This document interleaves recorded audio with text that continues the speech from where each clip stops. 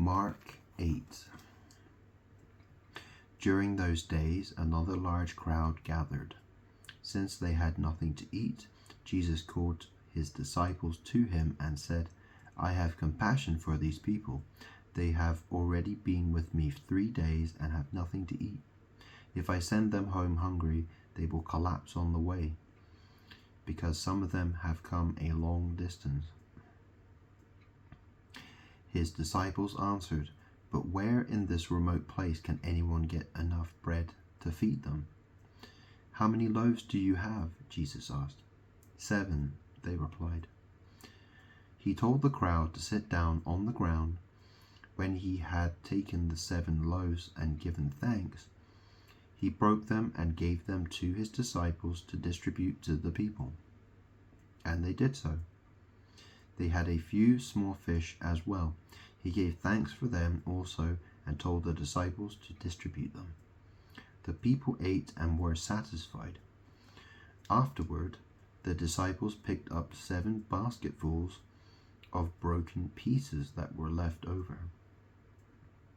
About 4,000 were present.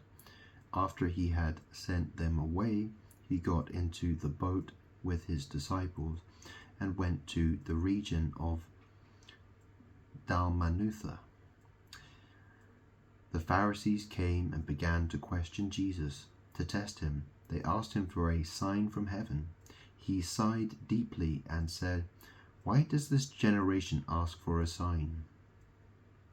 Truly I tell you, no sign will be given to it.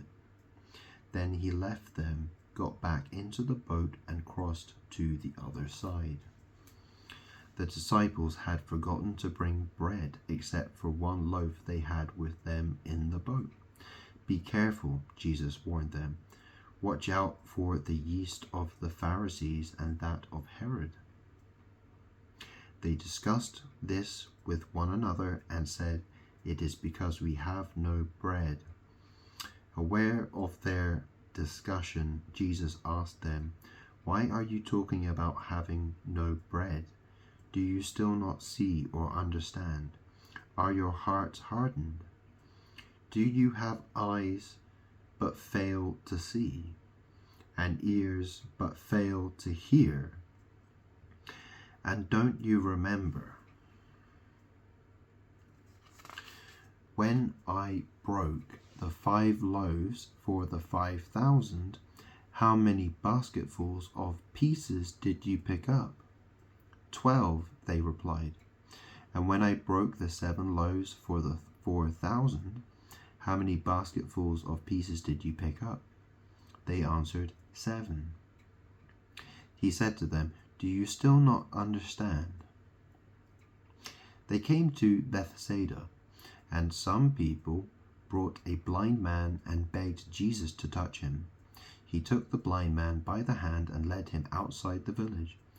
When he had spit on the man's eyes, and put his hands on him, Jesus asked, Do you see anything? He looked up and said, I see people. They look like trees walking around. Once more Jesus put his hands on the man's eyes. Then his eyes were opened, his sight was restored, and he saw everything clearly. Jesus sent him home, saying, Don't even go into the village.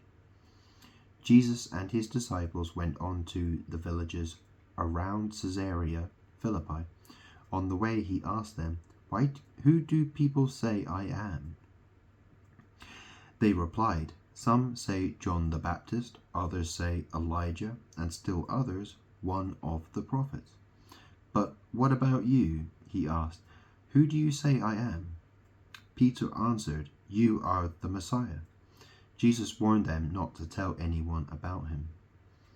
He then began to teach them that the Son of Man must suffer many things and be rejected by the elders, the chief priests, and the teachers of the law, and that he must be killed, and after 3 days rise again.